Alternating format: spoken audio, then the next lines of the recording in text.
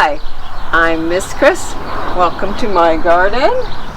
It is June 21st, the summer solstice. And if you have seen some of my earlier videos back in March at the spring equinox, you can see that a lot has been happening here. A lot of things blooming, and this is still not its peak yet. There are still a lot of flowers that have not bloomed. So these are the late spring, early summer flowers. But more exciting, let's head out to the garden to see about those peas that we planted. Here's our pollinator house for the little bees and other pollinators. You can see they're very busy doing what they do.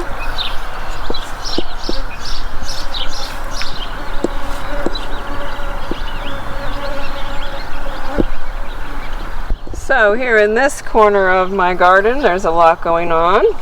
My elderberry bush is blooming and starting to form little berries there at the flower clusters. And down here, I have my red cabbage still coming along. The caterpillars have been nibbling on it quite a bit. And here are my peas. Nice and plump. We're going to gently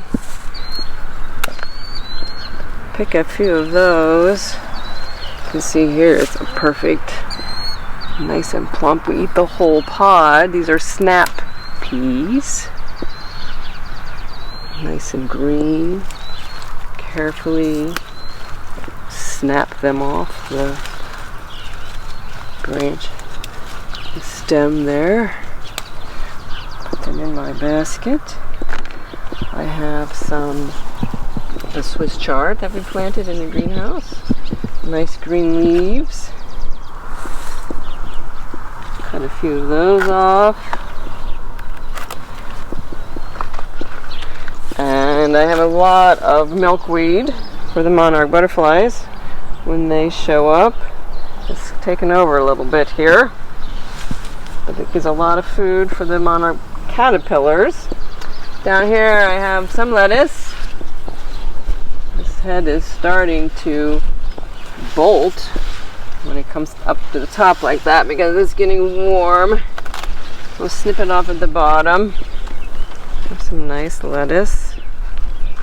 And you can see the chamomile that we've talked about, the flowers that we make tea with. And moving over here, right before that rain, in the one video we were planting carrots. So here are the carrot tops. The carrots are busy growing under the ground. And beets, there's the beet tops. And they're down there too. At the beginning of some cucumber plants here.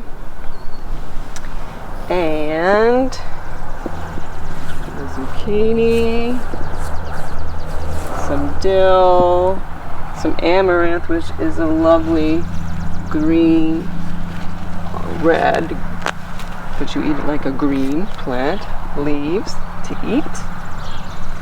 And we have tomatoes that we started in the greenhouse. You can see that they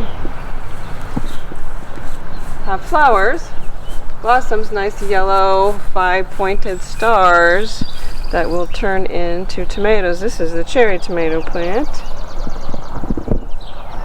And we have some purslane, which is also a lovely weed. I have a lot of it. It's a lovely weed starting to go to flower, but it is a very nutritious weed to eat. And of course, you don't want to eat weeds unless you know exactly what they are, and someone has taught you about eating wild plants. So my garden has a nice mix of weeds that are edible, and plants that I've planted, and plants like the dill that come back like crazy. They reseed. So we take some nice feathery dill. The nice thing about dill is that the swallowtail butterflies really like that for their to lay their eggs for their caterpillars. Oh, and our sweet potato, remember with the sweet potatoes that we made the slips by breaking them off of the whole sweet potato? Here they are growing. The greens are going to spread out and the potatoes are growing underneath. Our pepper plant, more tomatoes, our leeks, which are kind of like onions. There's a lot going on in here.